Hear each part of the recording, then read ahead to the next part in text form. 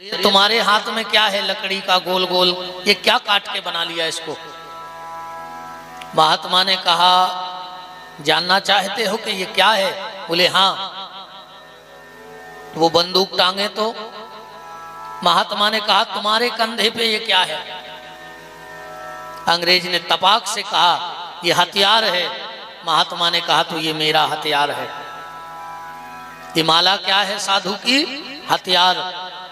कबीर दास जी ने एक साखी में कहा भी है, माला मन से लड़ परी तुमका छाड़त मोय, अब बिना शस्त्र के सूरमा लड़त न देखो कोई। ये वैष्णव का हथियार है माला। काम, क्रोध, लोभ, मोह, मत्सर, दंभ, अहंकार, पाखंड, ईर्षा, अगर इनसे लड़ना है तो हथियार तुलसी की माला जरूर होनी चाहिए। अंग्रेज ने कहा, ये तुम्हें किसने दी माला?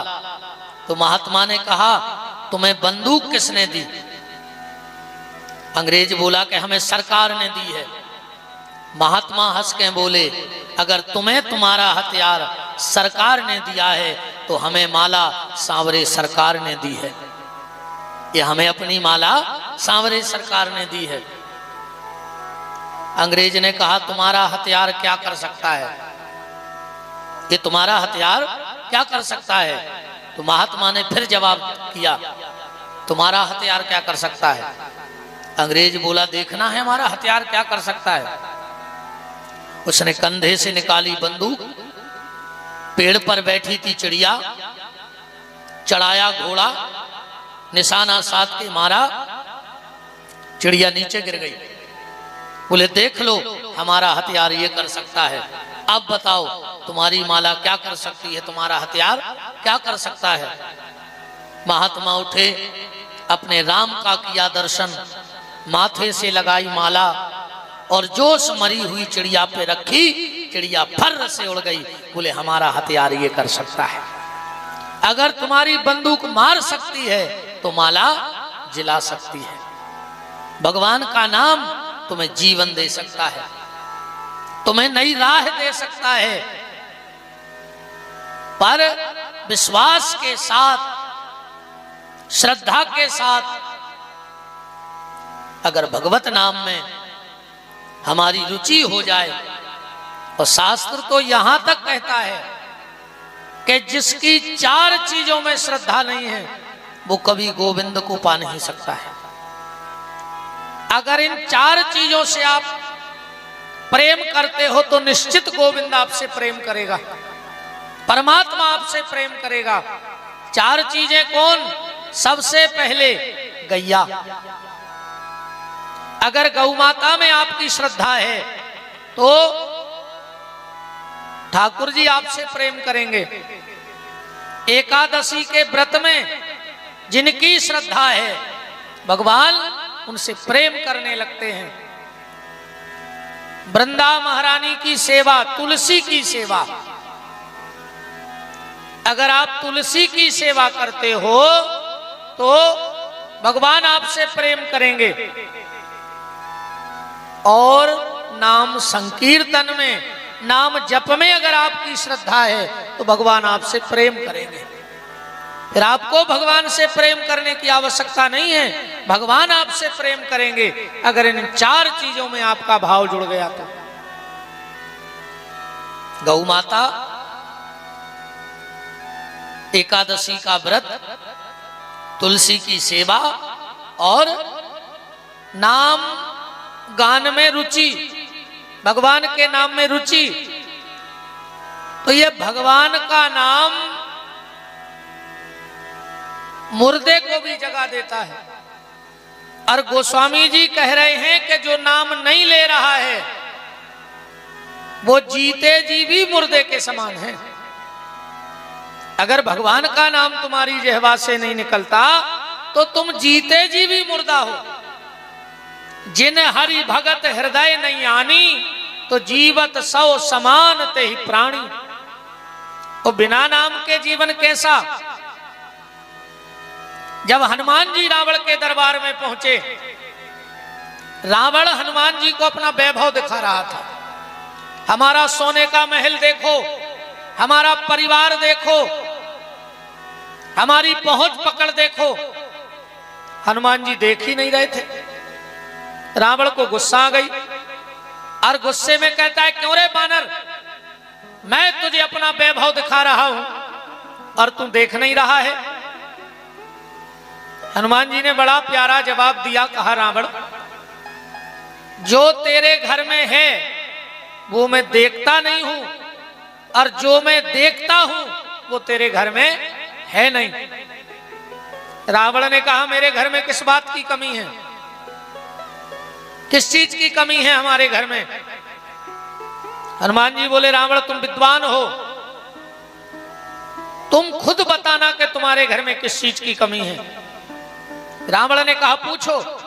हनुमान जी ने कहा, रावण एक बात बताओ, किसी नारी के लिए करोड़ों रुपए का जेवर पहना दो और उसे कपड़ा ना पहनाओ तो क्या कोई समझदार व्यक्ति उस तरफ देखना पसंद करेगा? रावण कहता है, नहीं करेगा। हनुमान जी बोले, तो तेरी हालत भी ऐसी हो गई है रावण। बसन हीन नहीं सोह सुरारी और सब भूषण भूषित बर नारी, ऐसा सुंदरकांड में लिखा है। तो बिना भगवत नाम के, बिना भगवान के नाम के सब व्यर्थ है। इसलिए नाम जपते रहो, नाम लेते रहो, जैसे बने वैसे लेते रहो। हम लोग कल पहला श्लोक से महापुराण का सुने थे कि हे सूत महाप्राज्ञा सर्व सिद्धांत विता प्रभु आख्याही में कथा सारम पुराणानाम विंशता।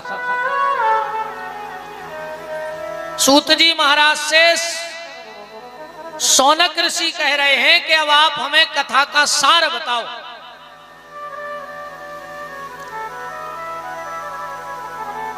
दुनिया की बातें छोड़ दो, आप तो हमें अब सार बताओ। सूत जी महाराज शिव महापुराण की कथा का उल्लेख कर रहे हैं। और कल हमने आपको बताया था, अश्वमेधम कृतम, चाहे अश्वमेघ यज्ञ कर लो और चाहे जीवन में एक बार घर में शिव महापुराण की कथा सुन लो। सौनक ऋषि बोले कि आपने तो बड़ा महत्व बता दिया शिव महापुराण का, क्योंकि कलयुग में अश्वमेघ यज्ञ करना संभव नहीं है। हमने कल भी कहा था।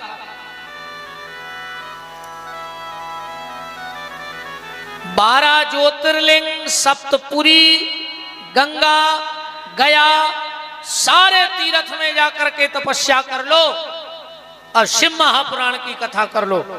बराबरी का पुण्य बताया गया है शिव महापुराण में। तो सूत जी महाराज से सौनक ऋषि कह रहे हैं, आपने इस ग्रंथ का इतना बड़ा महत्व बताया है, इतना बड़ा महत्व बताया है, अब कृपा करके ये बताओ कि इस ग्रंथ को पहले किसी ने सुना, कोई इतिहास है? सूत जी महाराज कहते, बिल्कुल है। आसीत किरात नगरे ब्राह्मणो ज्ञान दुर्बल दरिद्रो रस विक्रेता देव धर्म परांग मुख। किरात नगर में एक देवराज नाम का ब्राह्मण रहता था। खाली जाति का ब्राह्मण था, कर्म एक भी ब्राह्मण वाला नहीं था उसके भीतर। रस विक्रेता, शराब बेचता था, शराब पीता था, जुआ खेलता था, अभक्ष का भक्षण करता था, जो नहीं खाना चाहिए वो भी खा लेता था। देखो, हाथी भूखे मर जाएगा पर मांस नहीं खाएगा, और शेर भूखे मर जाएगा पर रोटी नहीं खाएगा, कि खा लेगा। हर जीव का अपना धर्म है, भोजन का, पर मनुष्य का कोई धर्म नहीं है। जो सामने आ जाए वो तैयार है खाने के लिए, जो सामने आ जाए वो तैयार है, कोई दिक्कत नहीं उसके लिए। अच्छा एक बात बताओ, जो मांस खाने वाले लोग होते हैं उनके भीतर घिनाद तो रहता ही नहीं हुई है। माछी आछी तो वे ऐसे ही खा लेते होंगे बीन के। जैसे अपन भोजन करें और उसमें माछी गिर जाए तो फिर भोजन करने की इच्छा नहीं होती। पर जो मांस खाते हैं उनके घर में मच्छर नहीं रहता होगा, इस बात से वो बड़े सुखी रहते होंगे। जहां मिला पकड़ के खा लिया। उनको काय का घिनापन, जब मुर्गा खा गए, बुकरा खा गए, सुंगरा खा गए, तो माछी उनके लाने कौन बड़ी बात है बताओ। भगवान ने इंसान बनाया है तो रोटी खा लो। किसी योनि में लगी थाली नहीं मिलेगी तुम्हारे लिए। अगली बार जाओ तो भगवान से कहना कि ठाकुर जी हमें इंसान मत बनाओ। क्यों? बोले हमें लगी थाली अच्छी नहीं लगती, हमें कुत्ता बनाओ, हमें मांस खाना अच्छा लगता है। अभी इंसान बने हो तो रोटी खा लो, फिर तो मांस खाना ही खाना है अगली योनियों में। रोटी किसी योनि को नहीं मिलेगी। हाथी कितना बड़ा है पर उसके लिए कोई थाली लगा के रखता है। तो देवराज नाम का जो ब्राह्मण था, नाम का ब्राह्मण था, जाति का ब्राह्मण था, पर कर्म से बिल्कुल पतित हो गया था।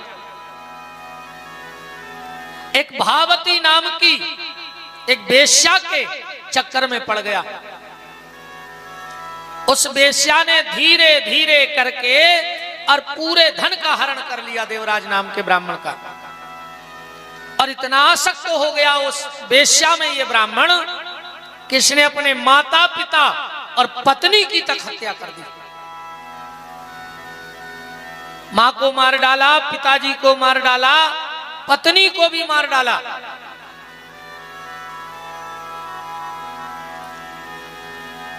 अब तो जब तक धन रहा तो वेश्या ने साथ दिया, क्योंकि गोस्वामी तुलसीदास जी ने अपनी ग्रंथावली में लिखा है कि पर धन पर मन हरण में, दूसरे का धन और दूसरे का मन हरने में ऐसी महिलाएं बड़ी चतुर होती हैं। पर धन पर मन हरण में गणिका बड़ी प्रवीण, और तुलसी चतुर वो जानियो जो राम भजन में लीन। जब पूरा धन देवराज नाम के ब्राह्मण का इस वेश्या ने हरण कर लिया तो एक दिन इसको घर से निकाल दिया।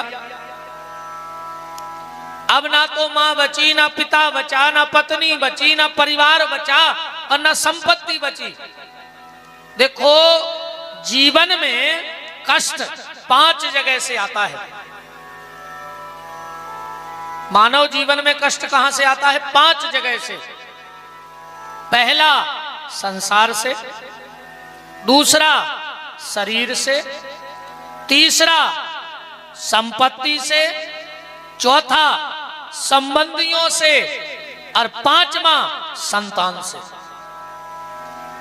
सिर्फ 5 जगह से हमें कष्ट मिलेगा जीवन में। संसार, संपत्ति, संबंधी, स्वस्थ और संतान।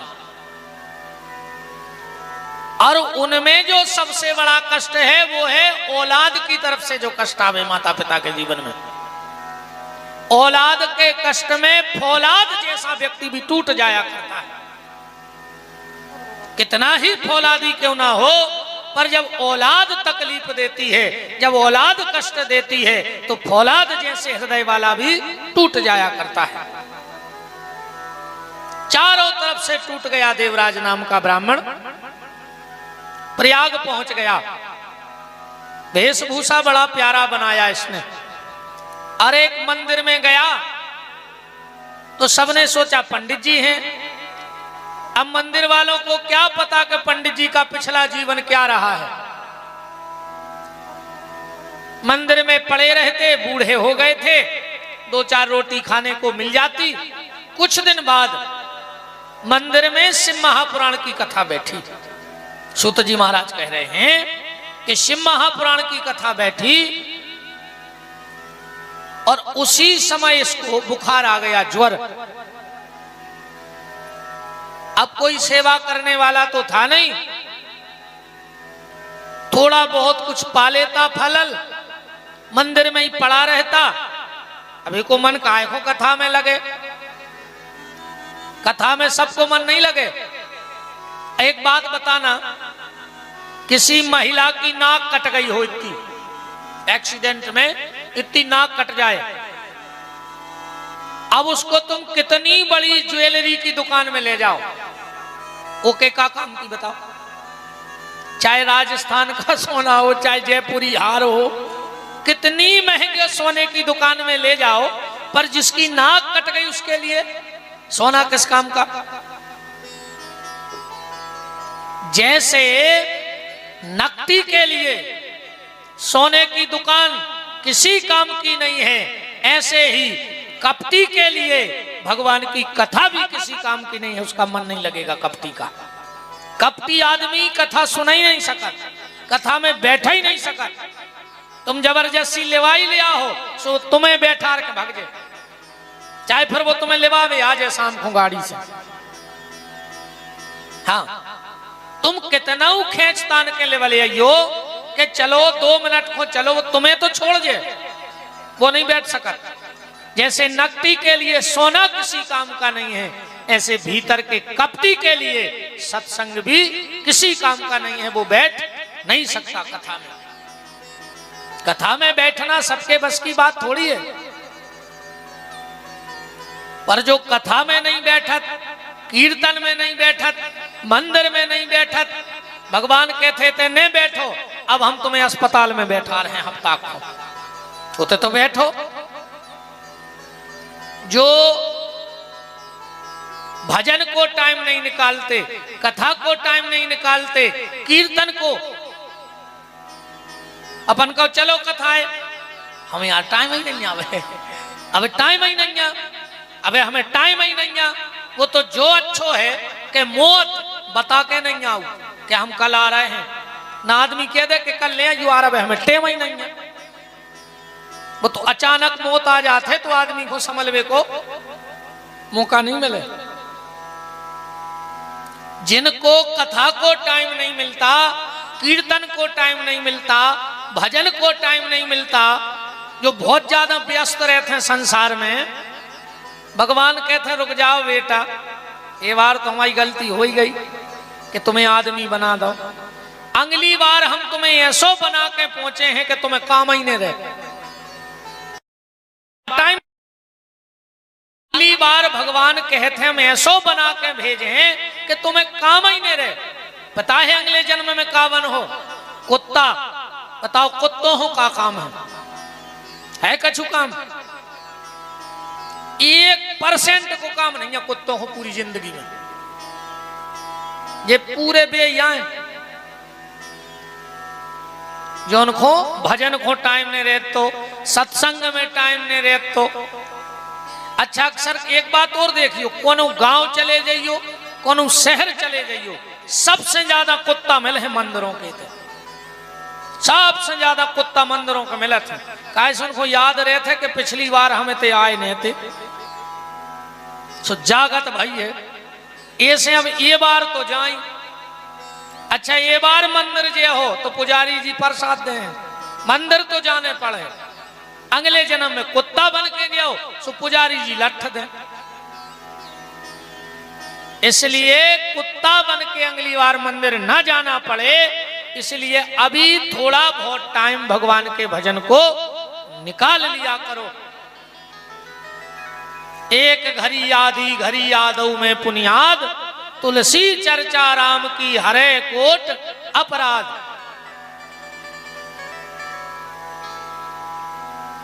और फिर भैया एक बात और समझ लो, अब दुनिया के जितने काम हैं भी तुम्हारे जावे के बाद हो जाए हैं, गारंटी कहाई। तुम आधो मकान बना के मर जाओ, बाल बच्चे पूरो करवा लें। एक जने खड़े हो जा को की नजर में को वाह हो अवे तक कि वे मकान बना रहे थे और खत्म हो गए, फिर उनके बच्चों ने वो मकान छोड़ ही दो कि जब पिताजी बनवा रहे थे पूरा नहीं बनो तो वे छोड़ दे। छोड़ो को नहीं आज तक। पैसा दे के मर जाओ, घर के ले ले हैं, पैसा लेके मर जाओ, घर के चुका दें जैसे बने, शादी संबंध तय करके मर जाओ, घर के पूरो कर ले जरूर रुके भी थोड़े से कि होली हो जाए, रंग डल जाए। सुनको बाप से मतलब नहीं है कि वो मर गए, वो तो दुनिया का के बताओ 1 महीना भाव इनके शादी होने लगी, समाज के डर से भी रुक गए हैं। संसार के जितने काम हैं वो तुम्हारे जाने के बाद हो जाएंगे। दुनिया का बस एक काम ऐसा है जो तुम्हारे जाने के बाद कोई नहीं करेगा, और वो है भगवान का भजन। अपने हिस्से का भजन कर लो, जो हो रहा है उसे होने दो, ज्यादा चेंचे में न पड़ो। अब फिर कितना कमा ले, आखिरी में तो ये कई शब्द भूलो जाने हैं, राम नाम सत्य है। बहुत बड़े बड़े आदमों के मरबे में गए हुए अपन हो रहे, आज तक सुनी कि 600 एकड़ जमीन सत्य है, सुनी आज तक? 14 बंगला बन गए वे सत्य हैं, 2 करोड़ बैंक में धर गए वे सत्य हैं, 500 कारें ले लें वे सत्य हैं, कितना कमा लो, आखिरी में शब्द तो एक ही बोलो जे है राम नाम सत्य है। इसलिए जीवन में समय निकालो भगवान के भजन के लिए। अपने जीते जी कुछ ऐसा करके जाना, अपने जीते जी कुछ ऐसा करके जाना कि तुम्हारे मरने के बाद तुम्हारे बच्चों को तुम्हारी आत्म शांति का उपाय न करना पड़े। तुम स्वयं कुछ ऐसा करके जाओ कि तुम्हारे बच्चे तुम्हारी आत्म शांति के लिए पूजा पाठ ना करवाएं घर में, वो तुम स्वयं करो। क्योंकि दूसरे के द्वारा की गई प्रार्थनाएं मरने के बाद तुम्हारे काम में नहीं आएंगे। जो तुम स्वयं करके जाओगे वो तुम्हारे काम में आएगा, जो दूसरे करेंगे वो उन्हीं के काम में आएगा। नाम भले तुम्हारा रहेगा पर स्वयं कुछ ऐसा करके जाओ। तो ये देवराज नाम का ब्राह्मण, इसका मन तो नहीं था कथा में, पर मजबूर था, बीमार पड़ गया तो वहीं मंदिर में पड़ा रहता। कथा सुनता रहा 9 दिन, और जैसे ही कथा की पूर्णाहुति हुई और इसके प्राण निकल गए। यम के दूतों ने कहा जाओ पृथ्वी पे महापापी महापातकी ब्राह्मण देवराज ने प्राण त्यागे हैं, उसको खींच करके लाओ। यम के दूत आए, उसको पास में बांधकर खींच ही रहे थे, इतने में भगवान भोलेनाथ के गण प्रकट हो गए। इसे कहां ले जा रहे हो? बोले ये नरक जाएगा, इसने पाप किए हैं। शिवगणों ने कहा नहीं, ये नरक नहीं जाएगा, इसने 9 दिन तक भगवान शिव की कथा सुनी है, ये शिव के दर्शन करेगा। यम के दूत बोले इसने मन से थोड़ी सुनी है, ये तो बिना मन के पड़ा रहा। शिवगण बोले एक बात बताओ, आदमी जहर चाहे मन से पी ले चाहे बिना मन के पिए, मरेगा कि नहीं मरेगा? आग चाहे मन से छुओ चाहे बिना मन से, जलेगा कि नहीं जलेगा? ऐसे ही भगवान का नाम है, चाहे मन से लो चाहे बिना मन से लो, पर आदमी तर जाएगा, ये गारंटी की बात। यही तो परमात्मा की कृपा है कि बिना मन से भी अगर कोई कथा सुन ले तो उसका भी उद्धार हो जाएगा। सूत जी महाराज कहते हैं कि देवराज नाम के ब्राह्मण ने बिना मन से भगवान की कथा सुनी तो वो शिव के धाम को चला गया, और जो श्रद्धा और भाव से भगवान शिव की कथा सुन ले उसका तो जीवन में आनंद ही आनंद हो जाएगा। सोनक ऋषि बोले कोई और प्रमाण है? बोले हाँ एक प्रमाण और है। दूसरा कौन सा प्रमाण है? बोले बिंदुक नाम का ब्राह्मण था। ध्यान से सुनना, यहां तो अकेला देवराज बेकार था, बिंदुक का तो पूरा गांव ही बेकार था, पूरा गांव बेकार था।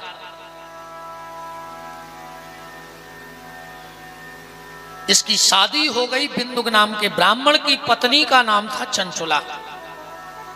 सूतजी महाराज कह रहे हैं कि चंचुला बड़े अच्छे परिवार से आई थी, बड़े संस्कारवान परिवार से आई थी, उसके परिवार में खूब पूजा पाठ होता था।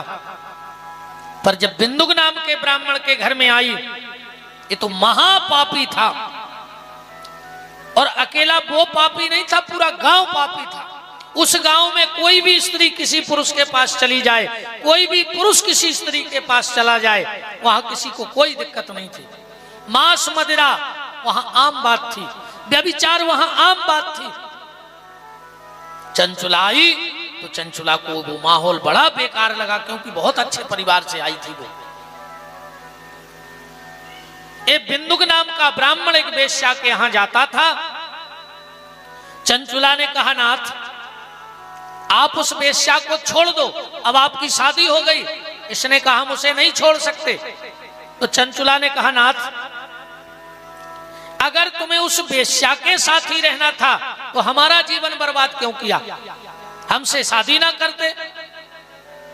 अब आप महीनों घर नहीं आते तो ना तो हमें आपकी सेवा का सौभाग्य मिलता है। तो दोनों में बड़ा विवाद होने लगा। और एक बात बहुत ध्यान से समझना, जो अच्छे पति पत्नी नहीं बन सकते वो कभी अच्छे माँ बाप नहीं बन सकते। अगर अच्छे माँ बाप बनना है तो आपको अच्छे पति पत्नी बनना पड़ेगा पहले, क्योंकि आज के जो माँ बाप हैं वो कल के पति पत्नी हैं, और जो आज के पति पत्नी हैं वो कल के माँ बाप बनेंगे। जब माँ बाप में झगड़ा होगा तो आप बच्चों को क्या संस्कार दोगे बताओ। और आज वर्तमान समय में पैसा कमाना कोई बड़ी बात नहीं है। पैसा तो डलो है, तुम जितना इकट्ठो कर पाओ सो कर लो। पैसा पुरो है, वे तो कर्म भागी बैठे बैठे रो रहा है कि चाल ही नहीं चल रहा। कमावे खड़े तो हो जाओ। पैसा कमाना कोई बड़ी बात नहीं आज के समय में। नाम कमाना कोई बड़ी बात नहीं आज के समय में। सोशल मीडिया इतनी एक्टिव है कि 2 मिनट में पूरी दुनिया जानने लगा। अब भाई हफ्ता 15 दिन पहले वो बाबा को जानत तो 300-400 मार गए, पूरा विश्व जानने लगो 2 मिनट में। बताओ, एक पहला पन्ने सुनी थी कब उनको इतने बड़े बाबा जी हैं, अब सब जान रहे। नाम कमाना कोई बड़ी बात नहीं, पैसा कमाना कोई बड़ी बात नहीं। सबसे बड़ी बात आज के समय में है, अगर आप अपनी संतान को संस्कारवान बना सकते हो तो समझना आप दुनिया के सबसे धनी आदमी हो। और अगर संतान बिगड़ गई, तुम कितना महल बना लो,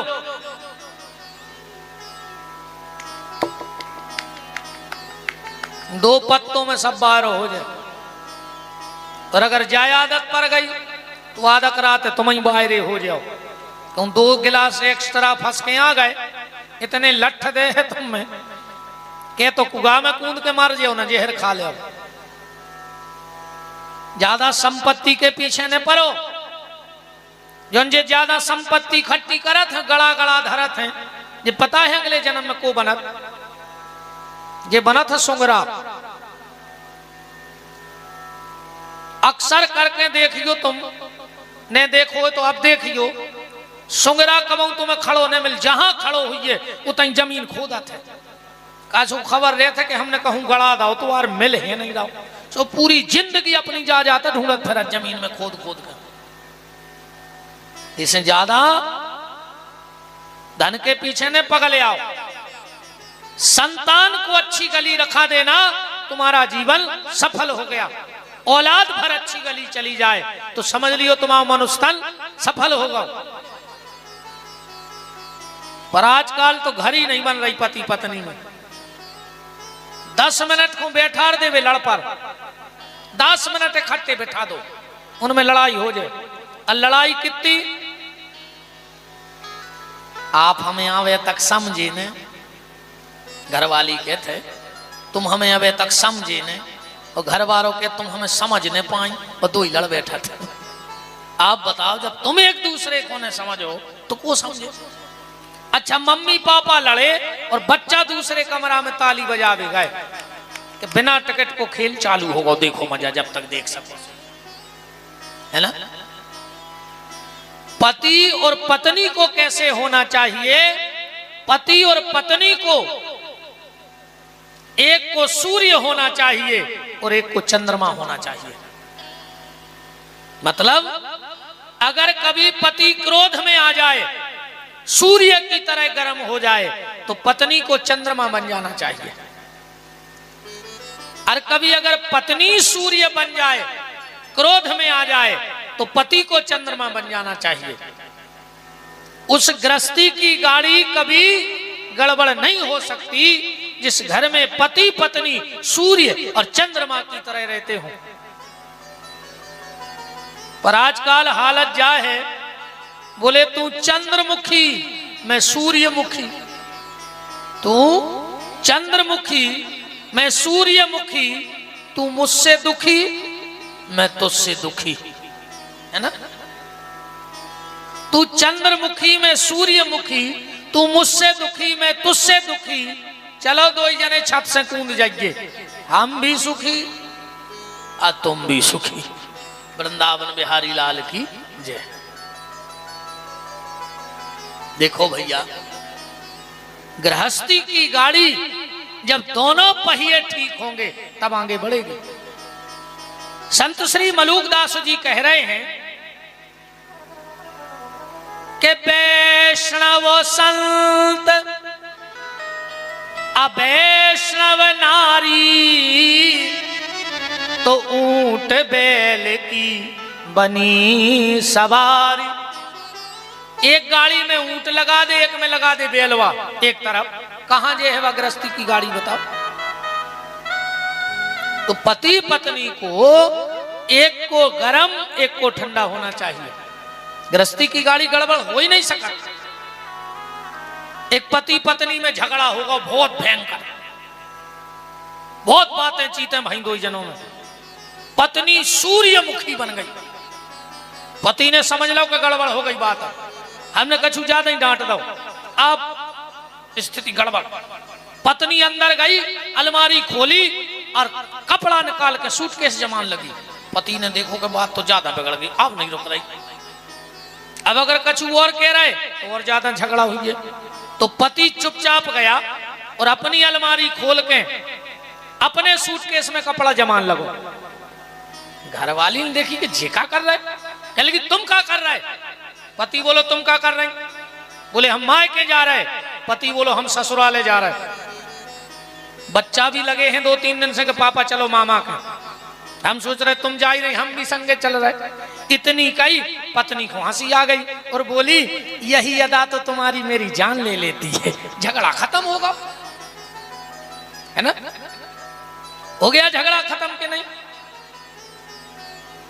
बात ये चल रही है कि जब पति पत्नी में प्रेम होगा तो बच्चों को संस्कार वो दे सकते हैं। और वर्तमान समय में आप अपने बच्चों को बुरी नजर से तो बचाना, तभी जिंगे पैरइयो गड़ा भभूत दवइयो, बुरी नजर से तो बचाना, पर निवेदन ये है कि बुरी संगत से जरूर बचाना, क्योंकि आज हम बुरी नजर से तो बच्चों को बचा रहे हैं पर बुरी संगत से नहीं बचा रहे हैं।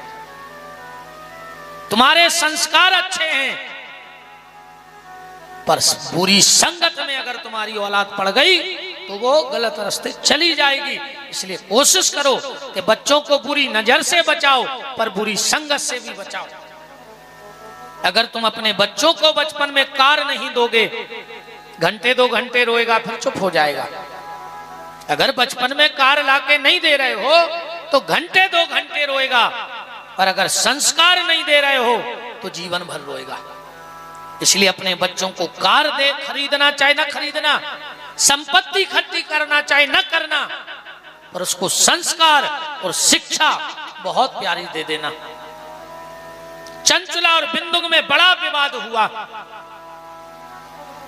खूब समझाया चंचुला ने कि आपसे निवेदन है कि आप उस वेश्या के यहां जाना छोड़ दो।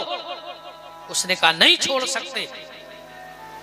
एक दिन की बात, धीरे धीरे चंचुला भी उसी गांव में उसी कुसंग में पड़ गई, वो भी पर पुरुष का साथ करने लगी। एक दिन की बात, बिंदुक घर में आया, वो चंचुला को किसी पर पुरुष के साथ देखा, डंडा उठाकर जानवरों की तरह पीटा, बहुत मारा उसने।